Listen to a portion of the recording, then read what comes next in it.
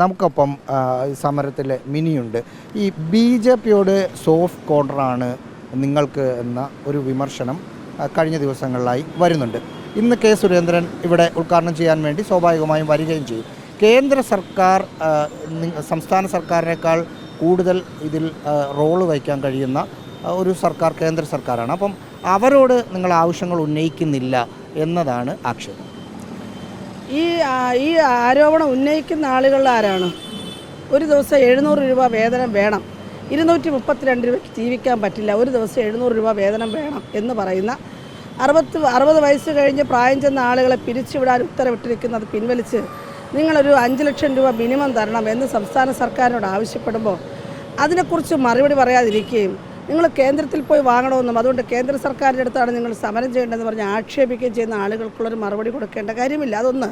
രണ്ടാമത്തെ കാര്യം, ഈ സമരവേദി എന്ന് പറഞ്ഞൊരു ജനകീയ സമരവേദിയാണ്. ഇവിടെ കേരളത്തിലെ 26,000 ആശമാരുടെയും അഭിലാഷങ്ങൾ പൂർത്തീകരിക്കാനുള്ള ഒരു സമരവേദിയാണ്.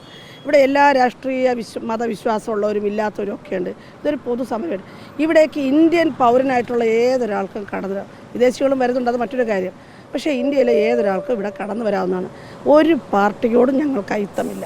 മറിച്ച് കേന്ദ്രം ഭരിക്കുന്ന ആളുകളോട് ഞങ്ങൾ വളരെ വ്യക്തമായി പറഞ്ഞിട്ടുണ്ട്. മുൻ കേന്ദ്രമന്ത്രി വി മുരളീധരൻ ഇവിടെ വന്നിരുന്നു, ശോഭാ സുരേന്ദ്രൻ വന്നു, ഇപ്പോഴത്തെ കേന്ദ്രമന്ത്രി സുരേഷ് ഗോപി വന്നു.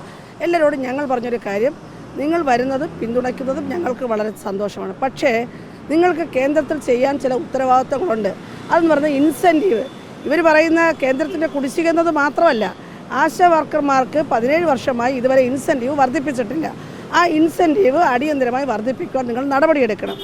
ബഹുമാന്യനായ കേന്ദ്രമന്ത്രി സുരേഷ് ഗോപി കഴിഞ്ഞ ദിവസം പറഞ്ഞത് അദ്ദേഹം ഇന്നലെ ഡൽഹിയിൽ പോകുന്നുണ്ടെന്നും കേന്ദ്രമന്ത്രി അവിടെ ആരോഗ്യമന്ത്രിയെ കാണുന്നുണ്ടെന്നും ഈ വിഷയം വളരെ പർട്ടിക്കുലറായി ചർച്ച ചെയ്യുമെന്നും പറഞ്ഞിട്ടുണ്ട്. ഞങ്ങൾ അതിൻ്റെ റിസൾട്ട് പ്രതീക്ഷിക്കുകയാണ്. കാരണം ഇവിടെ സമരം നടക്കുമ്പോൾ കേന്ദ്രം ഈ തുക വർദ്ധിപ്പിക്കണമെന്ന് ഞങ്ങൾ ആവശ്യപ്പെട്ടിട്ടുണ്ട്.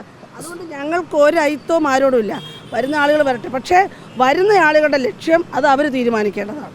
അതിൽ ഒരു വ്യക്തത ഇവർ വരുത്തുന്നു. ആർക്കും വരാം എന്നതാണ് പറയുന്നത്. പക്ഷേ സോഫ്റ്റ് കോർണറാണെന്ന നിലപാട് അവർ പിൻവലിക്കുകയും ചെയ്തു.